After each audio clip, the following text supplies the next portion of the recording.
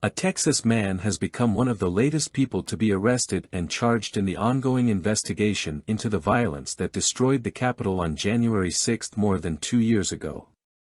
Jason Ferris, identified by the Department of Justice as 44 and from Arlington, Texas, is now facing charges of assaulting a police officer and interfering with police during a civil disturbance, which comes with more than 10 years in prison, at least as a maximum.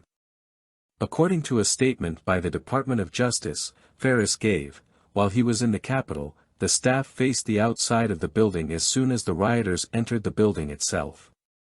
The department says it was among the rioters who gathered on the north side of the Capitol's Lower West Plaza, apparently near the tunnel that sadly featured some of the worst physical violence seen that day. It was in the tunnel that the rioters moved their bodies back and forth one by one trying to break into the police line. It was also nearby where then police officer Michael Fanone was pulled into the crowd and brutally attacked. Fanone said he heard someone yelling for him to do it with his own gun, but he also talked about trying to use the fact that he had children to convince the crowd to calm down.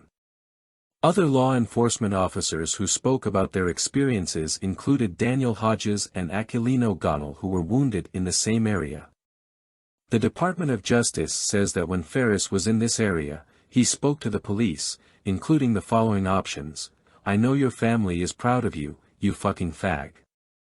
You are not empty. None of you are vain." Ferris then pushed a police officer to the ground as the law enforcement officer tried to grab the bike that was being used for the day as a restraining order before the crowd proved too much for what that sort of arrangement was capable of to handle. After Ferris pushed the officer to the ground, other rioters pulled the bike away from the officer and dragged him into the crowd, the report said. It is still clear, thanks to Trump himself, that this is something he encourages and accepts. He has spoken glowingly about what happened that day and called for the release of all those arrested in connection with the violence, and now he is running for president again.